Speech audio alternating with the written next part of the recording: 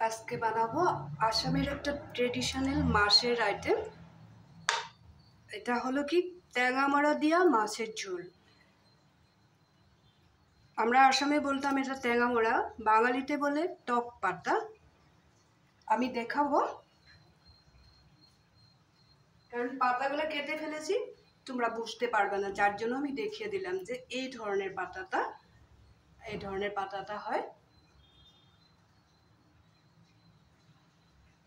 আমাদের আসামিজরা আর বাঙালিরা তো চিনবেই, তোমরা চেনো কি না এই পাতাটা, এই জন্য দেখিয়ে দিলাম। আমি ভাবি নাই যে বেঙ্গালুরু যে এই পাতাটা পাবো, আমি পেয়েছি আর নিয়ে চলে আসছি। এই জন্য আজকে ভাবলাম একটু মাছ দিয়ে বানাবো আমি।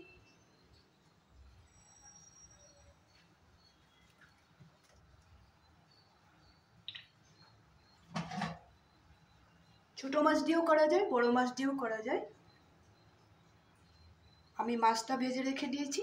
মাছ ভাজতে তো সবাই পারো, যার জন্য দেখাই নাই।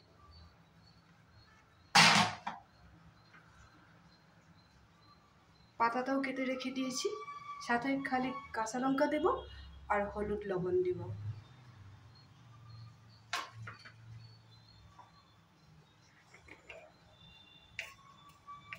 এটাতে কালো জিরার বাদে অন্য কিছু দিব না।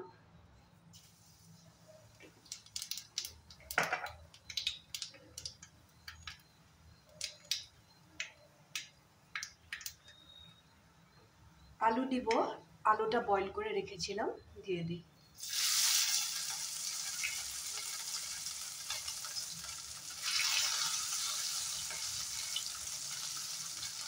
কারণ পাতাটা দেওয়ার সাথে সাথে গলে যাবে।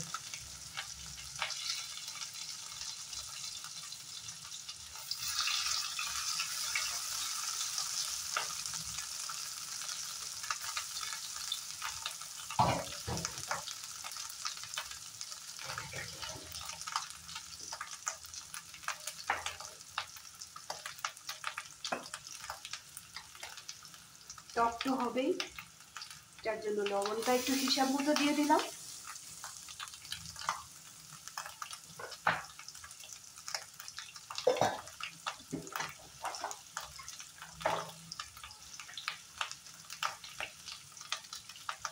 একটু হলদি পাউডার দিয়ে দিলাম।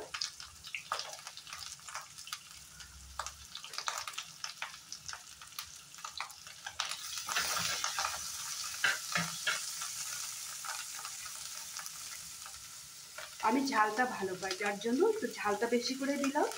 ঝাল কাঁচা লঙ্কা দিয়েছি।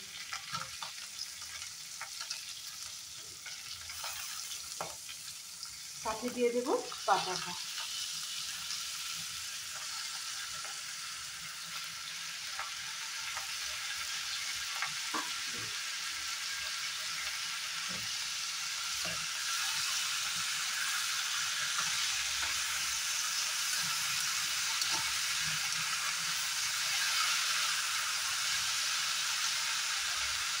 এক 2 মিনিট নাড়াচাড়া করে নেব।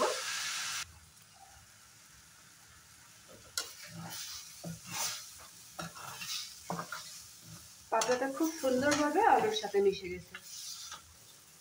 পাতাটা না কেটেও দেওয়া যায়, গলে যায়।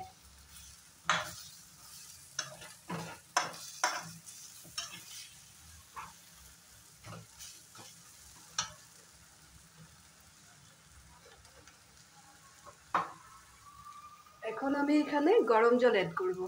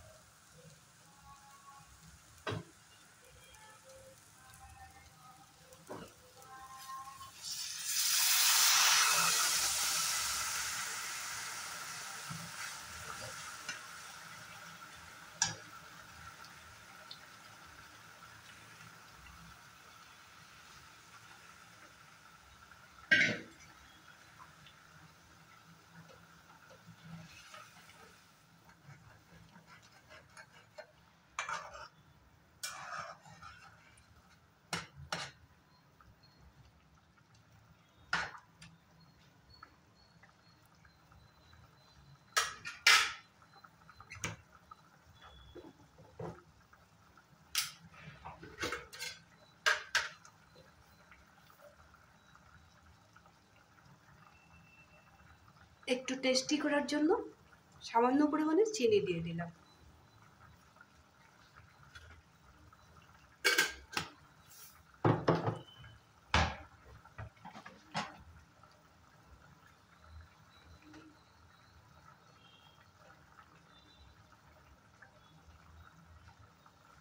এখন এখানে ফ্রাই করা মাছগুলো দিয়ে দেব।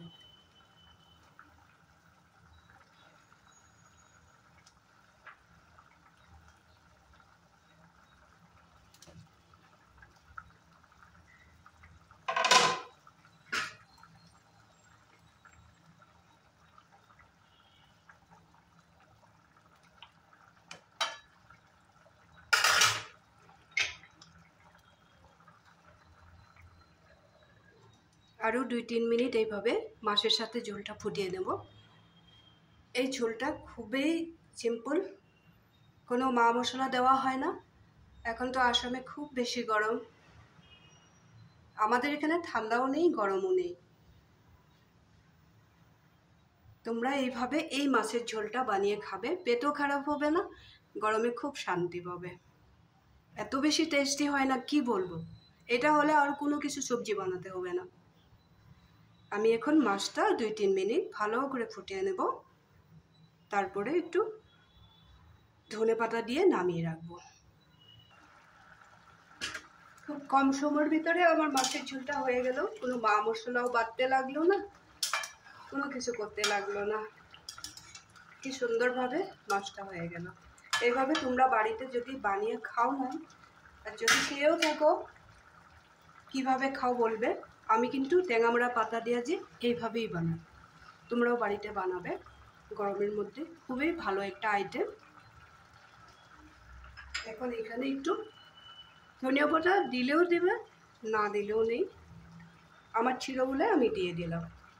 এখানে 12 মাসেই ধনে পাতাটা পাওয়া যায়।